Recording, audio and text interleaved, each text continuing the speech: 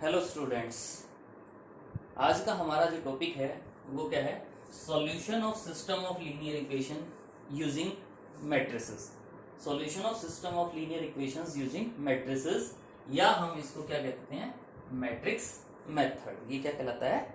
Matrix method. इससे हम जो क्वेश्चन सॉल्व करेंगे उससे पहले थोड़ा सा हम देख लेते हैं कि कैसे लिखा जाता है इसमें। Consider the system of three linear equations. Consider, अब हमारे पास थ्री इक्वेशंस हैं। a1x plus b1y plus c1z is equal to d1, a2x plus b2y plus c2z is equal to d2, a3x plus b3y plus c3z is equal to d3। ये हमारे पास three equations हैं। Two equations भी हो सकती हैं, more than three equations भी हो सकती हैं। तो हम इसमें जो ये इक्वेशंस हैं इनको सॉल्व करने के लिए जो हम मैट्रिक्स मेथड यूज करते हैं उससे पहले हम एक स्टेप है, उसमें हम क्या कहते हैं कि कंसीडर। सपोज ए जो है वो है कोफिशिएंट मैट्रिक्स। ए क्या है?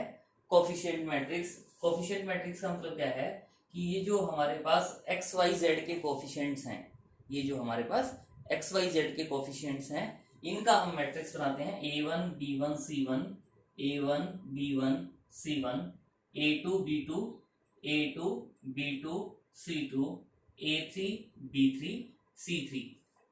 कोफिशिएंट मैट्रिक्स भी बोल देते हैं इसको हम क्या बोलते हैं? Coefficient matrix A. और capital X is equal to X Y Z, मतलब जो ये अननोन है एक्स वाई जेड, अननोन का मतलब जिनकी वैल्यूज हमें फाइंड आउट करनी है। तो इसको अगर हम एक्स से डिनोट करें, X is equal to column matrix है ये हमारे पास, अननोन्स का कॉलम मैट्रिक्स है।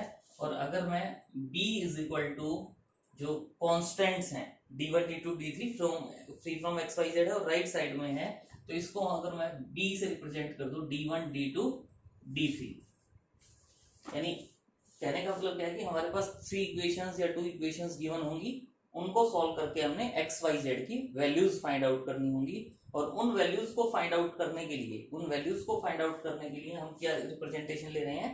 Capital A is equal to coefficient matrix, मतलब जो एक्स वाई जेड अननोन है जिनकी वैल्यू हमने फाइंड आउट करनी है, उनके जो कोफिशिएंट्स हैं उनको हमने लिया capital A matrix. Capital x column matrix किसका? अननोन्स का, जिनकी हमें वैल्यूज फाइंड आउट करनी है वो।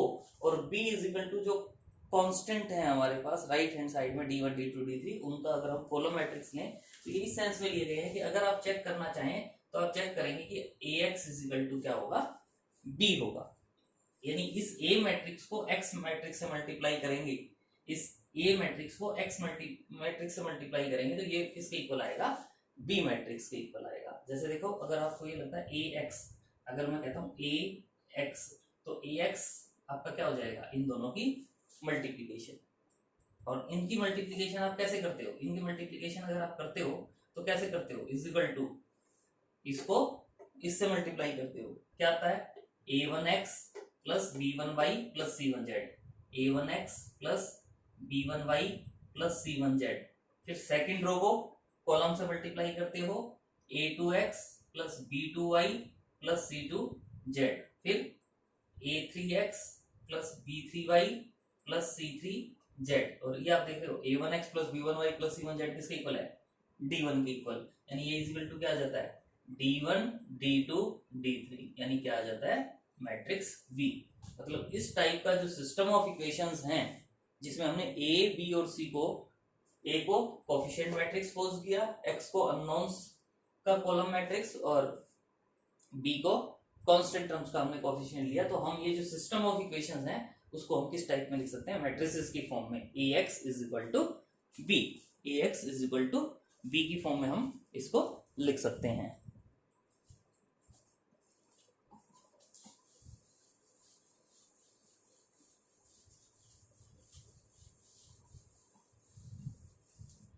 नेक्स्ट में हम मेथड देखेंगे कि कैसे हम अननोन्स को फाइंड आउट करेंगे। तो इसके लिए हमारे पास रिजल्ट है, थ्योरम में हम क्या करें? If a is non singular, if a is non singular A is non singular का मीनिंग आपको पता है कि अगर हम डिटरमिनेंट ऑफ ए सॉल्व करते हैं तो डिटरमिनेंट ऑफ ए क्या होगा, non zero, then x is equal to A inverse B is the unique solution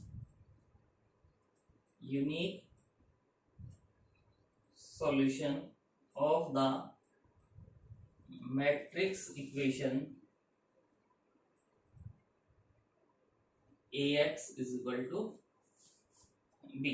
ये जो है ये इसका यूनिक सॉल्यूशन होगा, x is equal to A inverse b। ये हमारे पास फॉर्मूला हो जाएगा, x की वैल्यू यानी जो अननोन मैट्रिक्स था हमारे पास, कॉलम मैट्रिक्स, उसकी वैल्यूज फाइंड आउट करने के लिए हमारे पास क्या फॉर्मूला हो जाएगा, a इनवर्स b।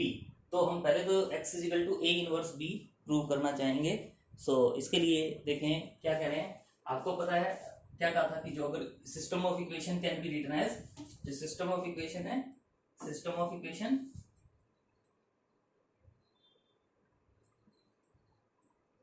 क्या है, ax is equal to b, ax is equal to b, और a हमारे पास क्या गिवन है, a is non singular, a क्या है, नॉन सिंगुलर है। इसका मतलब क्या हुआ कि डिटरमिनेंट ऑफ a क्या होगा, non zero, determinant of a क्या होगा, नॉन जीरो। और हमें पता है determinant of a non zero होगा तो इसका मतलब क्या होगा, a inverse exist, a inverse exist करेगा। और a इनवर्स एग्जिस्ट करेगा तो इसका मतलब हम इसमें pre multiplying both side by a inverse कह सकते हैं, pre multiplying both side by a inverse कह सकते हैं। तो a inverse into ax is equal to a inverse into b हो जाएगा, pre multiplying both side by a inverse. और अब आप देख रहे हैं a इनवर्स को और a को हम कलेक्ट कर सकते हैं, capital X is equal to a inverse b, और a inverse into a, a inverse into a हमें पता है आइडेंटिटी मैट्रिक्स होता है।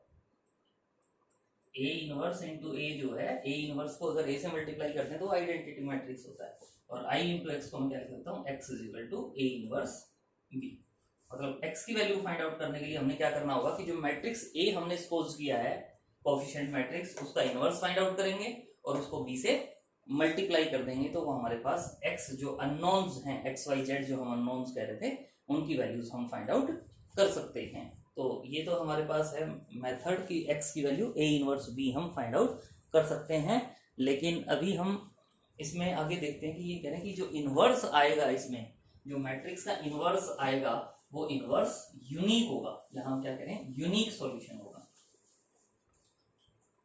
x इज इक्वल x की जो वैल्यू आएगी वो यूनिक सॉल्यूशन होगा, इफ पॉसिबल, यूनिक सॉल्यूशन वाला part, if possible we have two solutions, say x1 and x2। ये जो सिस्टम है, इस सिस्टम के हमारे पास हम कह रहे हैं कि केवल एक ही सॉल्यूशन होगा, यूनिक सॉल्यूशन। तो हम सपोज कर लेते हैं कि हमारे पास इस सिस्टम के टू सॉल्यूशंस हैं, x1 एंड x2, और हम प्रूव करना चाहेंगे कि दो नहीं होंगे, एक ही होगा, यूनिक होगा। तो इसके लिए हमें क्या प्रूव करना होगा, x1 is equal to x2। बिल्कुल इजी रिजल्ट है, इजीली प्रूव कर सकते हैं। तो x1 जो है वो हम इस सिस्टम का सॉल्यूशन कह रहे हैं, x1 इस सिस्टम का सॉल्यूशन है। तो x1 इस सिस्टम का सॉल्यूशन है, मतलब x1 इस इक्वेशन को सेटिस्फाई करेगा, सेटिस्फाई करेगा तो क्या आ जाएगा, ax1 is equal to b।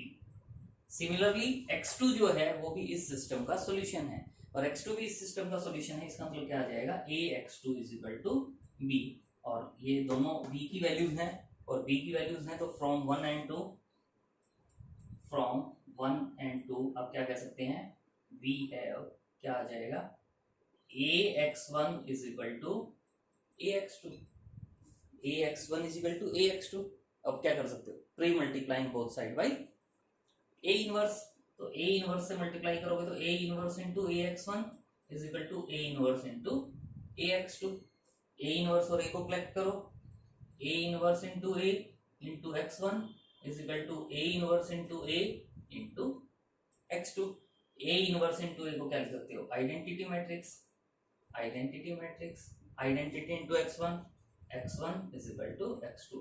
तो देयरफॉर सॉल्यूशन इज यूनिक। जो सॉल्यूशन होगा वो यूनिक होगा, एक ही सॉल्यूशन होगा। ध्यान रहे, लेकिन कब कह रही है एक सॉल्यूशन? जब हमारे पास ये ए क्या है, नॉन सिंगुलर। ए अगर नॉन सिंगुलर होगा तो हमारे पास यूनिक सॉल्यूशन होगा।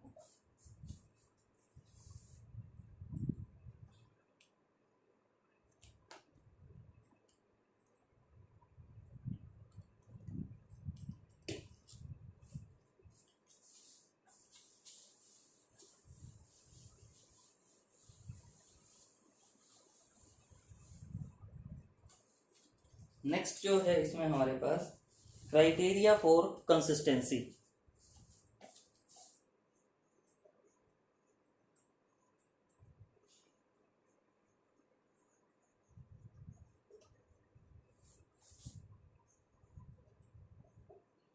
क्राइटेरिया फॉर कंसिस्टेंसी, ये जो आपका कंपल्सरी क्वेश्चन होता है उसमें कई बार इसका एक पार्ट जो है वो आ जाता है एग्जाम में। सो क्या कह रहे हैं, the following is the criteria for the consistency or inconsistency of a system of linear equations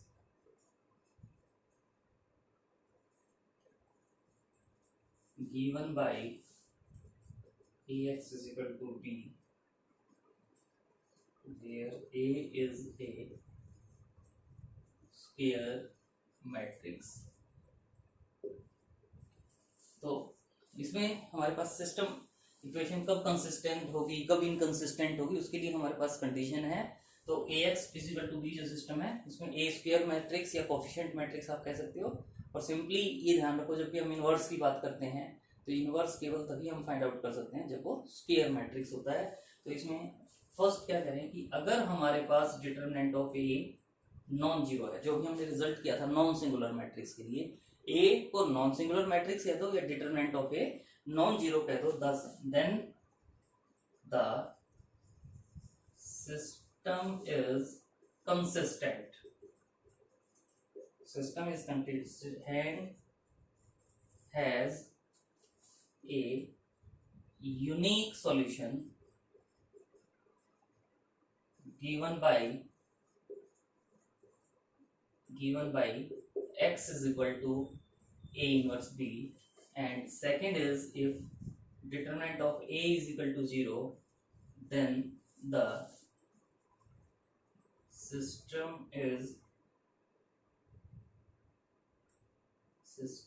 has either no solution or an infinite number of solutions। यानी जनरली क्या कह रहे हैं कि अगर हमारे पास Ax is equal to B equations हैं तो हम सबसे पहले उसमें डिटरमिनेंट फाइंड आउट करते हैं।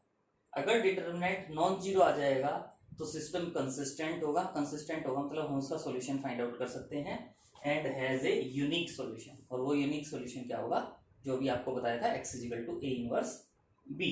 और अगर डिटरमिनेंट ऑफ ए जीरो है तो सिस्टम में या तो कोई भी सॉल्यूशन नहीं होगा उन इक्वेशंस का, या उसमें हमारे पास इनफाइनाइट मैनी सॉल्यूशंस होंगे। तो अब हम इससे रिलेटेड क्वेश्चन सॉल्व करेंगे कि हम एक्स वाई जेड या जो अननोन्स की वैल्यूज हैं वो कैसे फाइंड आउट करते हैं। उसके लिए एग्जांपल करेंगे आप।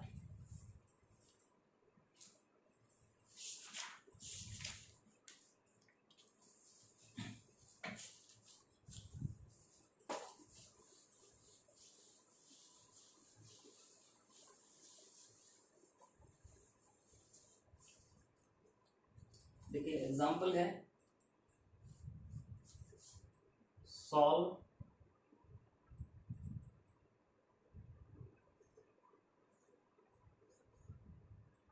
the following system of equations क्या है? 2x plus 8y plus 5z is equal to 5, x plus y plus z is equal to -2, x plus 2y minus z is equal to 2। ये equations हैं और इनको solve करके 2x plus 8y plus 5z is equal to 5, x plus y plus z is equal to -2, x plus 2y minus z is equal to 2। ये जो equations हैं इनको हमने सॉल्व करना है और साथ में मेंशन होगा यूजिंग मैट्रिक्स मेथड या यूजिंग क्रैमर रूल। आपको ध्यान है पहले हमने क्रैमर रूल किया है, लेकिन ध्यान देना एग्जाम में आंसर सेम आएगा, लेकिन आपने देखना है कि आपको मैट्रिक्स मेथड से करना है या यूजिंग क्रैमर रूल या यूजिंग डिटर्मिनेंट कहा गया है। तो आपको ध्यान हो क्रैमर रूल में हम क्या करते थे? डी फाइंड आउट करते थे। डी का मतलब डिटर्मिनेंट। किसका डिटर्मिनेंट? 2, 8, 5, 1, 1, 1, 1, 2, -1 और इसको सॉल्व करते थे तो ये जो वैल्यू है ये आपके पास आ जाती थी 15। फिर आप फाइंड आउट करते थे D1। D1 का मतलब क्या होता था? D1 का मतलब जो ये फर्स्ट कॉलम है, फर्स्ट कॉलम को राइट हैंड साइड से रिप्लेस करते थे। 5 -2 2, 8 1 2, 5 1 -1 और इसको सिंप्लीफाई करते थे और ये वैल्यू सपोज आ जाती -45। फिर D2 सॉल्व करते। D2 का मतलब क्या होता है? ये जो सेकंड कॉलम है इस सेकंड कॉलम को राइट हैंड साइड से रिप्लेस करते, ये आ जाती है आपकी वैल्यू 30। D3 के लिए क्या करते? जो ये थर्ड कॉलम है इसको राइट हैंड साइड से रिप्लेस करते और इस डिटरमिनेंट को सॉल्व करते तो ये वैल्यू आ जाती -15।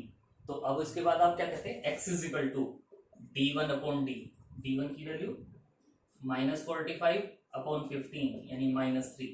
y is equal to D2 upon D यानी 30 अपॉन 15 यानी 2 और z is equal to D3 upon D is equal to -15 upon 15 यानी -1। ये वैल्यू आ जाती है आपके पास x y z की वैल्यू। ये है यूजिंग डिटर्मिनेंट्स। और इसको हम क्या कहते हैं? Cramer's rule.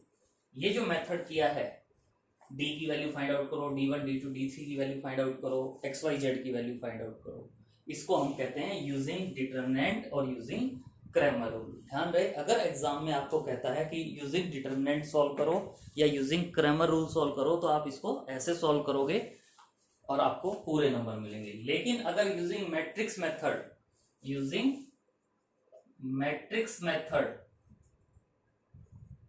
या यूजिंग मैट्रिसेस आपसे कह दिया जाता है और अगर इसको आप ऐसे सॉल्व कर देते हो तो आपको नंबर मिलेंगे 0।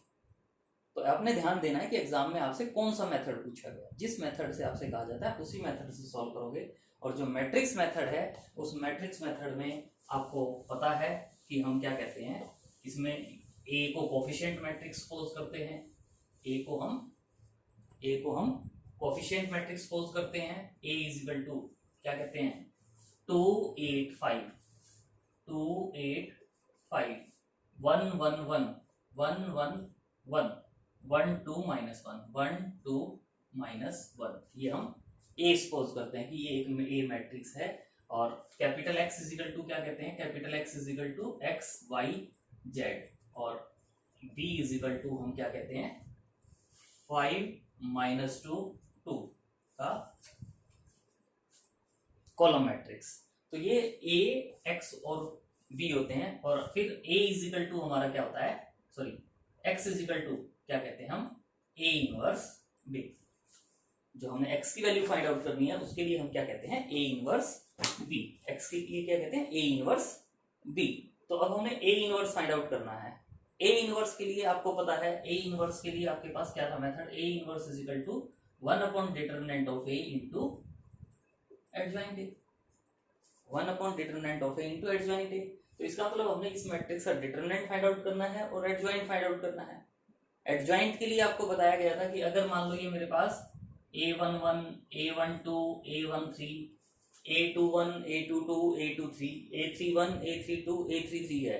तो एडजॉइंट ए के लिए हम क्या करते थे? जितने भी ये एलिमेंट्स हैं और उसके मैट्रिक्स में उसका हम को फैक्टर्स फाइंड आउट करते थे, A11, A12, A13, A21, A22, A23, A31, A32, A33 और उसका ट्रांसपोज। मतलब जितने ये एलिमेंट्स हैं इन सबके कोफैक्टर्स फाइंड आउट करने हैं, एलिमेंट के प्लेस पर कोफैक्टर लिख देने हैं और उसका ट्रांसपोज लेना है, उससे क्या आ जाता है एडजॉइंट, और फिर हम इनवर्स फाइंड आउट करेंगे और x की वैल्यू क्या हो जाएगी A इनवर्स B। लेकिन इसके लिए देखें, सबसे पहले हम क्या फाइंड आउट करेंगे, डिटर्मिनेंट ऑफ A। सबसे पहले हम क्या फाइंड आउट करेंगे, डिटर्मिनेंट ऑफ A। और डिटर्मिनेंट ऑफ A क्या होता है, डिटर्मिनेंट ऑफ 2, 8, 5, 1, 1, 1, 1, 2, -1। डिटर्मिनेंट सॉल्व करेंगे तो कर सकते हैं सभी सॉल्व, डिटर्मिनेंट तो इजीली सॉल्व कर सकते हो। क्या होता है 2 इंटू इस पार्ट का डिटर्मिनेंट और इस पार्ट का डिटर्मिनेंट क्या होता है 1 इंटू -1 -1 माइनस माइनस -2, ये हो जाता है। या चलो थोड़ा सा एक बार दोबारा से हम इसको और सिंप्लीफाइड फॉर्म की बजाय सिंपली सॉल्व कर लेते हैं। कैसे सॉल्व करते हैं, 2 इंटू डिटर्मिनेंट ऑफ किस पार्ट का, इस 2 को फॉर्म करने वाली रो और कॉलम को छोड़ दो, 1 1 2 -1, फिर सेकंड वाले एलिमेंट के साथ माइनस का साइन इनटू डिटरमिनेंट ऑफ 8 को फॉर्म करने वाली रो और कॉलम को छोड़ दो, 1 1 1 -1 1 1 1 -1, फिर प्लस 5 इंटू 5 को फॉर्म करने वाली रो और कॉलम को छोड़ दो, 1 1 1 2।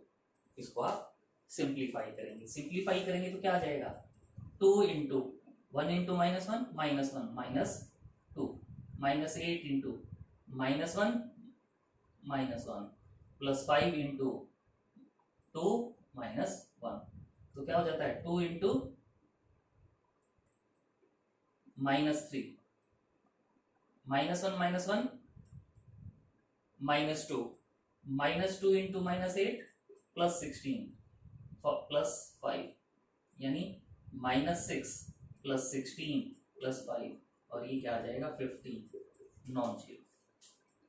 डिटरमिनेंट ऑफ ए क्या है 15 है, डिटरमिनेंट ऑफ ए की वैल्यू 15 है और ये नॉन जीरो है, तो इसका मतलब क्या होगा ए इनवर्स एग्जिस्ट। यानी अगर determinant of A non zero है तो उसका इनवर्स एग्जिस्ट करेगा, इनवर्स एग्जिस्ट करेगा तो इनवर्स की वैल्यू हम 1 upon determinant of A into adjoint A की हेल्प से फाइंड आउट करेंगे। और एडजॉइंट ए फाइंड आउट करने के लिए हम इन सभी एलिमेंट्स के कोफैक्टर्स फाइंड आउट करेंगे डिटरमिनेंट की हेल्प से। डिटरमिनेंट की फॉर्म में लिखेंगे और फिर हम इनके एडजॉइंट फाइंड आउट करने के लिए सबके 1 बाय 1 हम इनके कोफैक्टर्स फाइंड आउट करेंगे। तो देखें क्या हो जाएगा हमारे पास, पहले हम फाइंड आउट करेंगे A11, यानी ये एलिमेंट क्या है A11। A11 के कोफैक्टर फाइंड आउट करने के लिए क्या होता है A11 लिखते हैं तो -1 raise to the power 1 + 1 into determinant of इसको फॉर्म करने वाली रो और कॉलम को छोड़ दो, 1 1 2 -1, -1 रेज़ टू द पावर 2 का मतलब तो +1 हो जाएगा, 1 इंटू ये डिटरमिनेंट क्या हो जाएगा -1 -2 -1 -2 यानी -3, यानी A11 की वैल्यू क्या आ जाएगी -3। फिर A12 की वैल्यू क्या आ जाएगी -1 raise to the power 1 + 2 into ये एलिमेंट क्या होता है A12, तो इसको फॉर्म करने वाली रो और कॉलम को छोड़ दें, 8 को फॉर्म करने वाली कॉलम और रो इनको छोड़ दें, 1 1 1 -1 1 1 1 -1 रेज़ टू द पावर 1 + 2 यानी -1 रेज़ टू द पावर 3, और -1 रेज़ टू द पावर 3 का मतलब आ जाएगा माइनस, और ये -1 -1 यानी प्लस का 2 आ जाएगा। फिर A13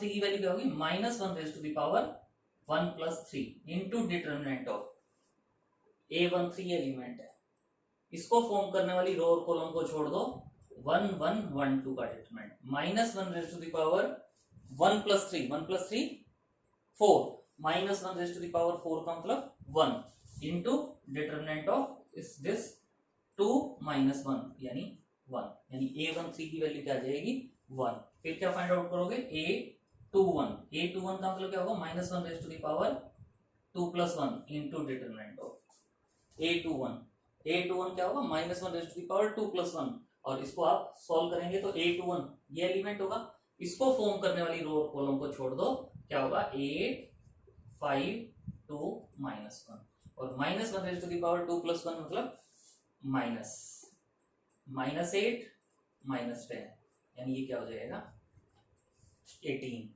फिर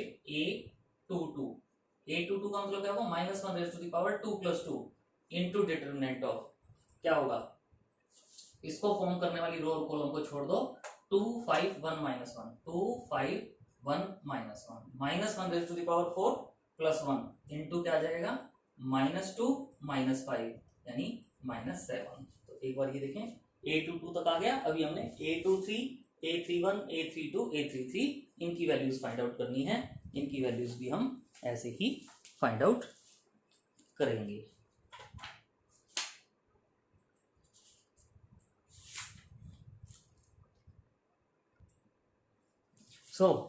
एक बार मैं इन वैल्यूज को यहां जो हमने एडजॉइंट ए फाइंड आउट करना है, a11 की वैल्यू क्या है -3, a12 की वैल्यू क्या है 2, a13 की वैल्यू क्या है 1, a21 की वैल्यू क्या है 18, a22 की वैल्यू क्या है -7। ये हम पुट कर देते हैं। फिर आगे हम a23 a31 इनको सॉल्व करेंगे। देखें क्या करेंगे a23 का मतलब क्या होगा -1 raise to the power 2 plus 3, a23 -1 raise to the power 2 plus 3, a23 ये है, इसको फॉर्म करने वाली रो और column 1 1 1 2 -1 raise to the power 2 plus 3 -1 raise to the power 5 यानी -2,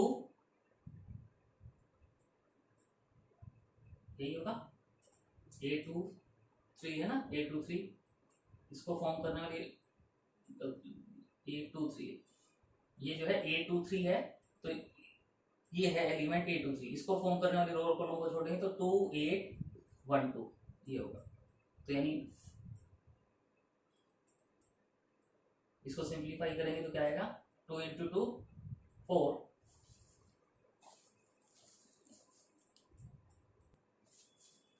तो क्या आ जाएगा 2 × 2 4 -8 यानी -4, और माइनस साइन बाहर है तो ये वैल्यू क्या आ जाएगी 4। इसका मतलब ये जो a23 की वैल्यू है 4, वो a23 की वैल्यू मैं 4 यहाँ लिख सकता हूँ। फिर मैं क्या फाइंड आउट करूंगा a31 का मतलब -1 raise to the power 3 plus 1 into determinant of a31 solve करेंगे तो 8 5 1 1 -1 raise to the power 4 plus 1 हो जाएगा 8 -5 यानी 3, यानी a31 की वैल्यू 3 आ जाएगी। फिर a32 -1 raise to the power 3 plus 2 into a32 इनको 2 5 1 1 2 5 1 1 -1 raise to the power 5 minus, और ये 2 -5 ये भी क्या आ जाएगा 3।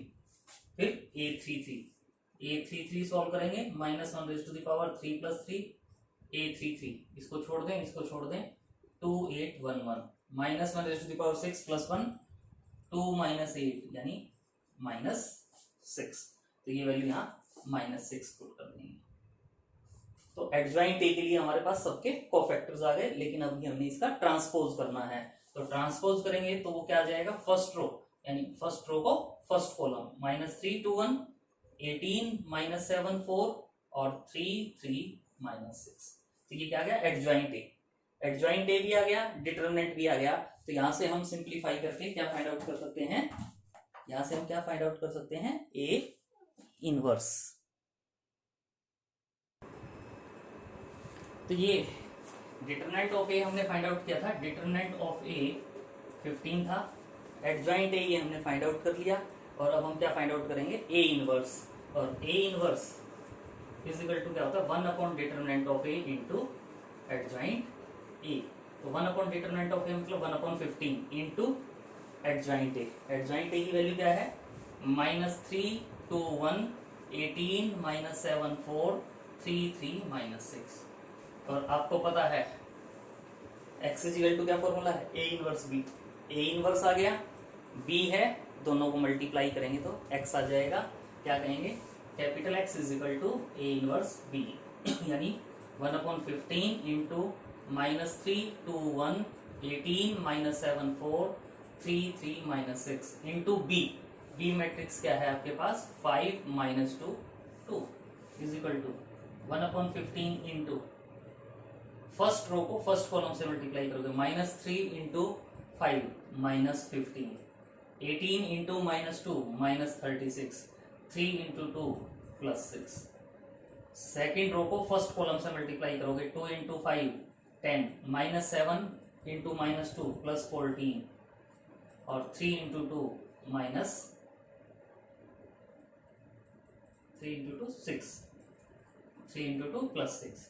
फिर थर्ड रो को फर्स्ट कॉलम से करोगे, 1 इंटू 5 5, 4 इंटू -2 -8, -6 इंटू 2 -12, यानी 1/15 इंटू -15 -36 +6 यानी -45, 10 + 14 + 6 30, 5 -8 -12 -15, 15 से डिवाइड करोगे तो -3 2 -1।